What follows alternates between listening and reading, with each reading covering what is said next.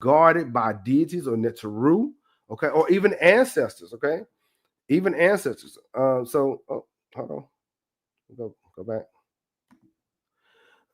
So even and so, hold on, let me see. I got it. Here it is. I have. Let me see. I have the. Let me get the. I have all the books. So the Coffin Texts, okay, basically that they're talking about breathing. It says spell for vindication, a man against his foe in the realm of the Duat or the dead. Okay, the sky is open for you. The earth is open for you. The doorbolts of Geb are open for you. The shutters of the sky windows are thrown open for you. Now, there is in the pyramids, there is a they like a little vault or whatever with bars there as if it is a door. Okay, I don't have a picture of it, but check it out. Okay, so they have that. So, and of course we read the pyramid text where they go to the imperishable stars, right? But in this situation, this is the Duat. This now in the book of Gates, okay, that is a New Kingdom book. We have the book of coming forth by day. We have the pyramid text, the coffin text. Pyramid text is Old Kingdom. The coffin text is kind of the Middle Kingdom, middle intermediate period, and the book of coming forth by day that they use that the whole time. But the book of Gates is this, okay, and it's very similar to the inside of the pyramid in a sense, right? And so in that's where they talk about the journey down to the Duat or into the cavern, okay? The book of Gates is where they have 12 gates, and I know I'm going ahead of it, but they have 12 gates, and each of those 12 gates represent the hours of the evening, okay? 12 hours a night, 12 hours a day. And at the gate, each one of those gates, they have three Neteru or three ancestors there, and you got to give them a password, just like as you see here as they're going down and they're moving through the Duat to rise the next morning, okay? And so there's a lot of like this one. Chapter 4 says this gateway is unlike the first, which already had been described for its opening, protected by an outwork similar to that that protects the door of a fortified building. The outwork is guarded by 9 Neteru, or 9 gods in the form of mummies, right? This is the Duat. Okay, this is the underground spiritual chamber for them. And here's another one. Okay, this is in the same book of Gates here. Okay, I'm going to read a little bit of it. Okay, the god of Neteru is the guardian of those who are submerged. Okay, so they're talking about underground chambers here, and they're also talking about the downward movement through the Duat, and then they go upward to the imperishable stars. Okay, and also let me see. This is basically according to Robert Bauval, that section there that you see is the 5th division of the Duat, the House of Sokar, at the center of Duat. No, look at it. It says the giant Sphinx, like a cur guarding the entrance of the hermetically sealed capsule located under the pyramidal mound. Now, the people of Kemet is saying there's something under this pyramid. And they're saying that there's chambers under this pyramid. And they're also saying that not only that, the ancestors go through that Duat, go through those 12 gates, and then they ascend, right? And it is also a place of transformation, a place of change, okay? Shabaka mentioned that also in the Shabaka text preserved today in the British Museum. Shabaka was, he talks about this movement through the Duat, right? This is, and the thing is, I think the people are not on, they're looking for a physical chamber, which is there, but also there's a spiritual chamber also. What do you think about that? The spiritual movement, the dark night of the soul, where you have to really deal with the dark corners of your own heart. Got to do the work. Yeah, got to do the work. And so the underworld halls were depicted as intricate series of corridors, chambers, and gates, each guarded by deities and ancestors, supernatural beings who challenged the soul of the deceased. According to the Book of Gates written during the New Kingdom, you need to have a password for each gate, and there are 12 gates. But get this, y'all. Get this. If you're familiar with the Temple of Luxor, okay, and there's a temple where it shows the hours of the day, okay, and it shows two sides. Ramses is fighting the enemy on one side, he's fighting another enemy on the other side. Get this, y'all. And trying to find that book too. This book says it was a spiritual battle, okay, that he as king had to fight. Okay, he had to go into the Duat and throw hands. Okay, that's what it is. And so we are around here looking for physical chambers, and it may be a spiritual chamber that we have to deal with. Okay, who knows? You know what I'm saying? It may be that instance. Let me see. Egypt's antiquities won't let people dig to find the truth. It's reasons why. Yeah. Because the the more you dig, the darker it gets, you know. But I think sometimes they want to keep certain things as is. They want to keep certain ideas as is until another group of people say, yeah, it's fine to share that information. You know, like the people of Europe, when even though they got all the artifacts and all the African artifacts and jewelry, it's for, you know, ironically, until they say it's okay, then I'm sure the people of in the Egyptian museum will finally roll that information out. Okay, but yeah, that's sometimes that's the way it is. They need a cosigner. Okay, now some believe that the mythological descriptions may reflect the physical underground locations where ancient Egyptians conducted sacred rites and initiations, because we still got to do that one. Sacred rites and initiation reinforcing the idea that these hidden chambers were not merely tombs, but places of profound spiritual significance. I told you, this may be a physical underground chamber, right? But it may be some duality between it. It may be some spiritual aspect about that.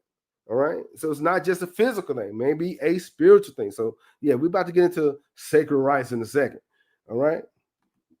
Now, the Hall of Records, of course, are their legendary repository of ancient knowledge, is said to be located beneath the Sphinx, as we talked about it before, somewhere within the vast underground network of the Giza Plateau.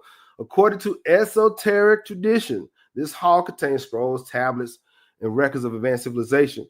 And this is another diagram of what it may look like. Okay, and they're saying that the tablet or the emerald tablet of Tahuti is down there also. Okay, this is like the front, and you see the Great Pyramid there, and the steps leading into that entrance. Okay, this is what people are saying, and this is a side view of it. Okay, where you have these halls here. Okay, but there have been, the Greeks said that there were chambers, and there's the Egyptian people are saying that there are chambers. But now, is it lost to time? I'm sure it is. But I also have heard some people of Nubia who used to live out there saying that when they was younger, they was able to get to it. Okay, because if you see older pictures of the Sphinx or the Haru Im Akhet, there's a hole at the top of it. If there's a hole at the top, that lets me know it is hollow. Okay, there is something on the inside of it. Okay, tell me what you think. Let me see. There, yeah. Unfortunately, yeah, they are Arabizing everything. Unfortunately, but that's the way it is sometimes. Queen Elizabeth had many of the African precious jewelry. She sure do. She sure do. And she had it on a crown around her neck and everything. Yeah. Yeah.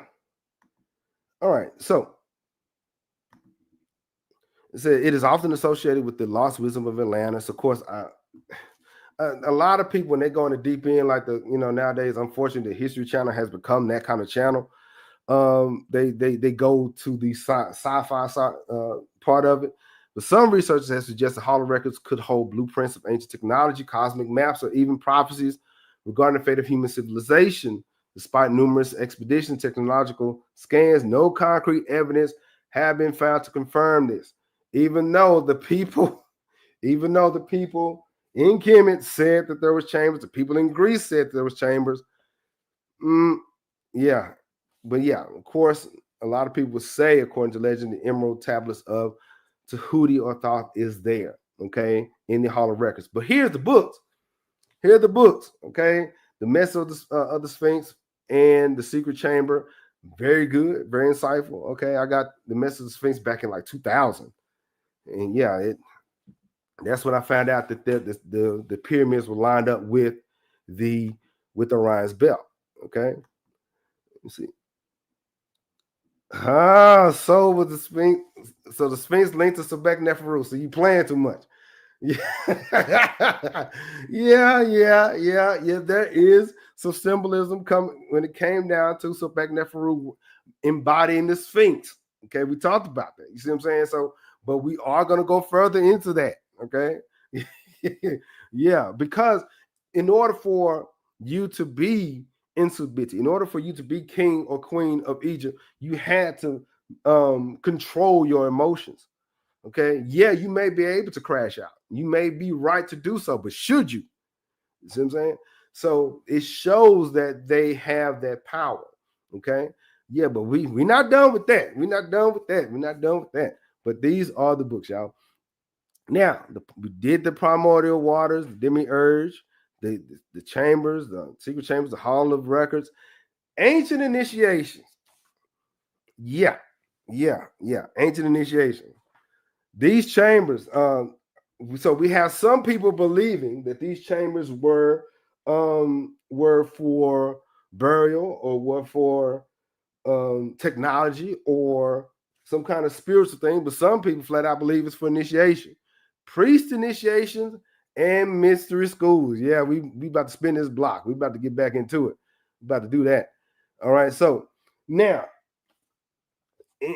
in the mystery schools, okay, these mystery schools are all throughout Kemet. Okay.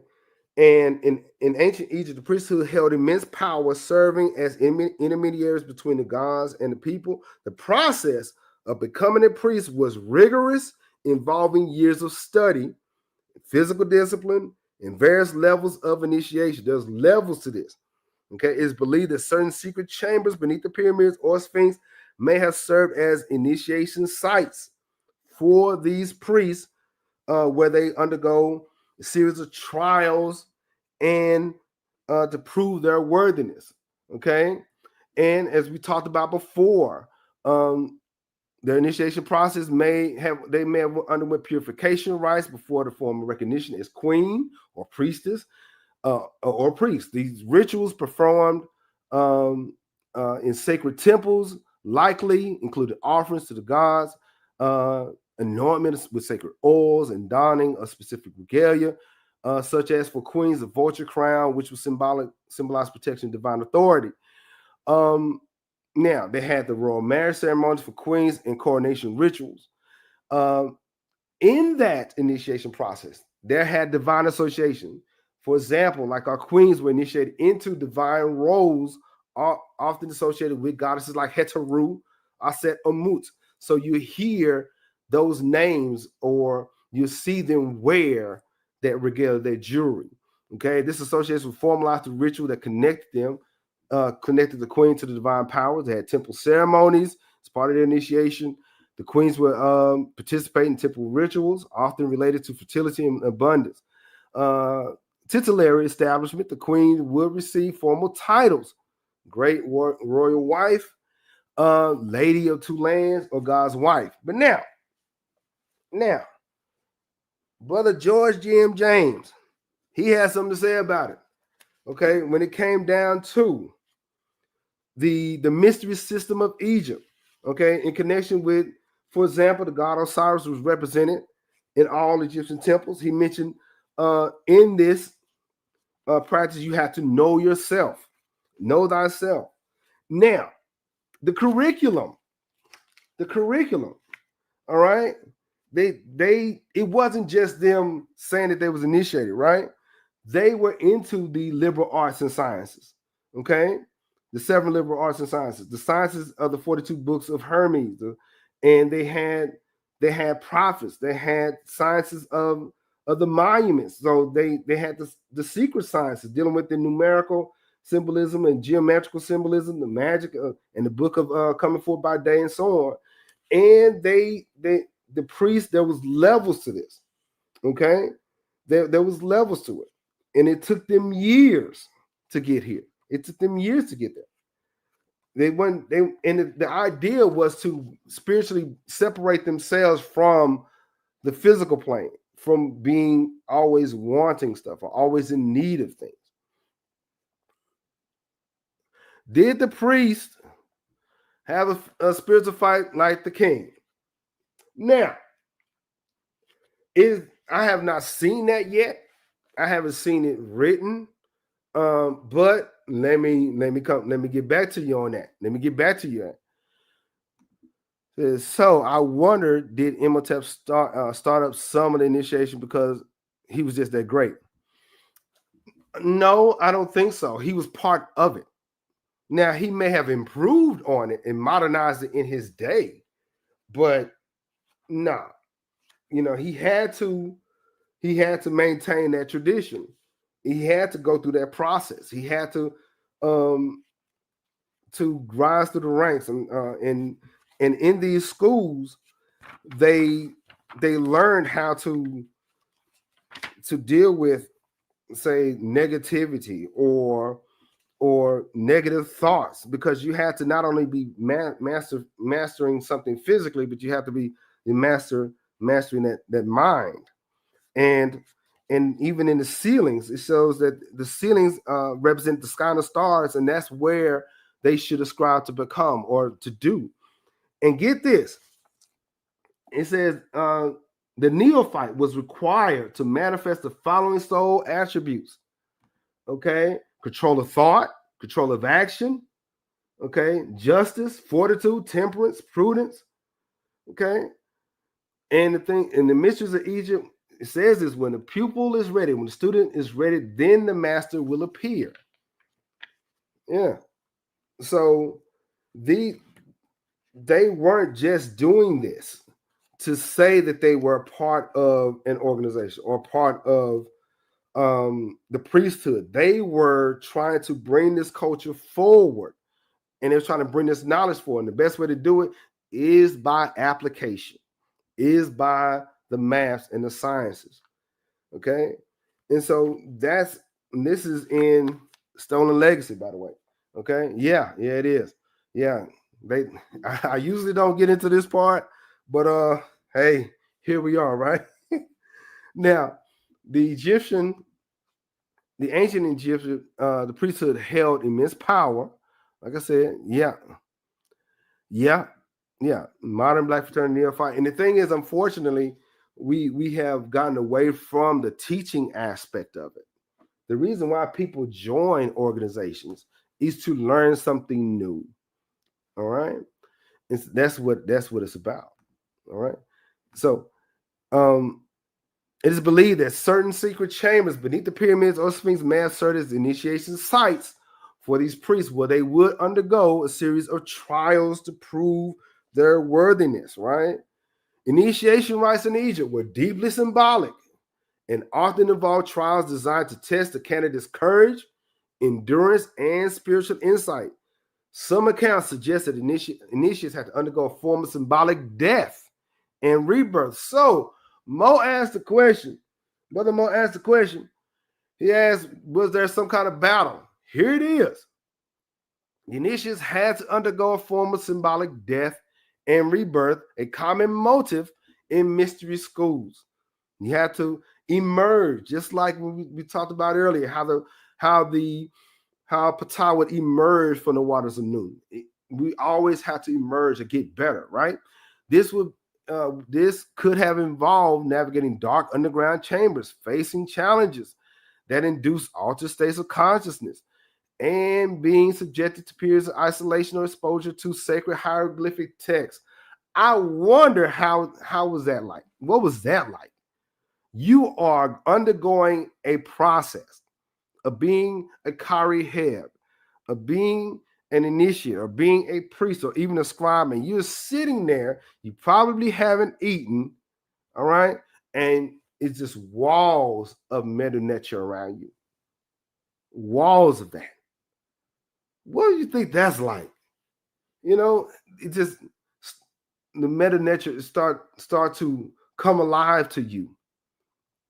Now, some theories suggest that initiates were led through a labyrinth of tunnels beneath the Giza Plateau, okay, encountering various chambers where they would confront their fears, learn the sacred knowledge, and learn the sacred knowledge and ultimately achieve enlightenment. Now, the people would argue and say that there's a labyrinth under the Sphinx and whatnot, right? Yeah, right. Yeah, we talking today. Hey, it's Friday. You understand me? You know, I'm up. This is what we do know. Okay, this is the Black Pyramid. Okay, this is Sebek-Neferu's father's pyramid, right? This is his pyramid. There is a labyrinth under there. That's one thing I know for sure. I'm trying to find my book. It's downstairs. But yeah, I read that last week. Okay, in the Black Pyramid. Okay, Sebek-Neferu and the priest of Sobek, the priest of Ptah, they mentioned the labyrinth. So there is a labyrinth. There is a maze. There is a series of chambers. Okay, let me know if you want me to break that down though. Okay, I don't want to waste people's time. Understand me? So, and the Black Pyramid. Okay, that is Amenemhat's pyramid. Okay, that's in the book. The first female pharaoh, Sebek-Neferu, the goddess of the 7 stars. Yeah, we're still in it. We've got a few more weeks in it though. All right, so let's get it. Now, the priesthoods associated with these initiations included the order of the High Priest of Amun, and we're learning that everybody didn't get along. We're learning that these boys got active. So, yeah, in service of Ptah, the priesthood of Tahuti, these priesthood orders were responsible for maintaining the temples, preserving sacred knowledge, and conducting esoteric rituals. The priests of Tahuti are thought, in particular, were believed to be the keepers of the arcane wisdom, including mathematics and astronomy and the sciences, right? So, well, Miss Blue Aries says, I almost sound like ancient hazing. I do not. Man. And as we said, in order now, because we talked about the Heb Sed Festival, right? And Queen Sebek-Neferu had to undergo a special process, and all them people had to be there, and they all had to be all right with it. Yeah, appreciate it. If you're enjoying this, hit the like button and subscribe, because we got some more stuff. But yeah, this is the first in a long time we did a Friday Night Live, and I'm enjoying this. But if you're enjoying this content, hit the subscribe button. But yeah, these. And they like I said, they were for Egypt. They was for Kemet, but they was really for their own faction. Okay, so the Greek historian Herodotus, who visited Egypt in the 5th century before Common Era, described the labyrinth underground structures that may have been used for these initiations. Now, these modern scientists say, I don't know, But these Greeks that came through there said it's different. Yeah. See, okay, Mo. All right. Now, so you playing. Mo saying is that you had to be tested to be on that leader position. Nobody wants a weak leader. But here's the thing about that. So Neferu's daddy may have co-signed for her to be leader, but her brother took the spot. Yeah. we gonna talk about that. I think Sebek Neferu was her father's choice. I don't think he wanted the brother in that seat. Yeah. We're gonna talk about that. But she still had to go through a process. She still had to get down. Hey, you, like I said, you was queen, but you weren't made queen or made king yet. Yeah, we got a few more weeks. We're gonna talk about that. Man. All right, but yeah, so these people were saying that the people of Kemet had chambers, they underwent processes and under the Sphinx in different areas and things like that. So it is possible, it's very possible that the secret chambers are still there. Time will tell. All right, time will tell. All right. But yeah, so the pyramid text inscribed inside the pyramid of Saqqara describe rituals that appear to align with initiation practices, including ascension to the divine status or becoming an imperishable star. And I said that earlier, these texts mention secret stairways and doors leading to the afterlife or to the Duat or the Akhet, which could indicate both spiritual and physical passageways used as initiatory rites. And we talked about last week, shout out to the Kemetic nation, they mentioned that some of these chambers were for those purposes. Okay? And shout out to them. We had a good time. So we're going to have to bring them back. All right. Now, here's the bonus. All right? I told you we're going to get to a bonus. All this is good and this is fun. But yeah, there is a bonus. All right? The ancient Temple of Isis. There is a Temple of Isis, right? But did you know? Hold on. There is an ancient Temple of Isis, right? Yeah, spiritual ascensions in the physical realm. Yeah. All right. There's an ancient Temple of Isis. Now, the Temple of Isis is significant to center of worship for the goddess Aset, played a crucial role in Egyptian religious practices. Isis was associated with magic, healing, and the afterlife, and her temple attracted devotees seeking mystical wisdom and initiation, right? As the mother of Heru and the consort of Osiris, Aset was central to the mythology of death and rebirth, making her temple a fitting place for spiritual transformation. Yeah, we're about to hold on. Here it comes. We about to talk about that.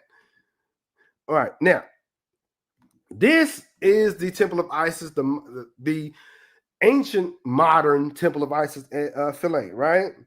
It's one of the most famous. It's located in the Philae Island, though others throughout Egypt included near the Giza Plateau. Now, the Temple of Isis at Philae dates back to the 4th century before Common Era. That's 4th century BCE. Okay, 4th century BCE. But now, in this book here, Ancient Records of Egypt, Volume 1, James Henry Breasted. This is basically court cases and documents that the people of Kemet wrote about. Okay, and this is this is like in page 85, right? Okay, they basically talked about the ancient Temple of Isis next to the Sphinx. Yeah. Okay, so check this out. It says in here, it says living in Heru, okay, the king of Upper and Lower Egypt, Khufu. This is during what the very first pyramid, the very first one, okay? Well, not the very first one, but the Great Pyramid, Khufu, right? He found the House of Isis, mistress of the pyramid, beside the House of the Sphinx, on the northwest of the House of Osiris, Lord of Rosta, okay? Now, in the footnotes, it says, according to the statement, a little Isis temple east of the Great Pyramid was standing on the Giza Plateau before any of the pyramids were built. So now we have something else, because a few months ago, archaeologists found a structure. Yeah. Yeah, yes, sir. Yeah. Yeah. A few months ago, archaeologists found a structure, a stone structure like a building by the Sphinx in that area. The people of Kemet is saying that that's an older temple of Aset. And it is, according to record, it probably was built before any of the pyramids were built. But now, it didn't say it was built before the Sphinx was built, because the Sphinx is 10,500 years old. Yeah, that's for free. So yes, in the first dynasty, okay, in the Old Kingdom, okay, they called Isis the mistress of the pyramid, okay, to prove conclusively that the present stela is not a copy of an older document. Basically, they're talking about the stela that was by the Sphinx. We need to locate it. Well, that may be another time, but it is. I know there's some articles about it, and just hold me to it, and we'll discuss that. But yeah, they found a structure, but according to the people of the Old Kingdom, that is the Temple of Isis, the older one, because the one at this one came out in 4 before Common Era, 4 BC. The Temple of Isis, the ancient one, is probably over 5,000 years old. Yeah, Isis had the knowledge and power, but there are PO. Yeah, we'll finish that statement. But yeah. So Mama Louise says spiritual ascensions in the physical realm. Yeah, it's that's what that is. And so in these schools, okay, in these schools, we find out that there's this information is ongoing, right? It says Isis had the knowledge and the power, but there are people who wouldn't want that information out. True, but guess what they did? They put them in books. They messed around and put them in books. They messed around and put them in libraries and stuff like that. I know it may not be on the internet or on Google, but it's in books somewhere. But it takes us as individuals to go and seek it out and go and find that information. And so despite of, say, mainstream Egyptology's cautious approach to these theories, modern technological advances continue to provide new insights. The Scan Pyramid project, employing mound radiography, has detected previously unknown voids within the Great Pyramid, suggested that more discoveries await beneath Egypt's Kemet's ancient monument. So, there are chambers. But the thing is, will they tell us flat out? We don't know. But what we do know is that what they could have been used for. It could have been used for electricity, electromagnetic power. They could have been used for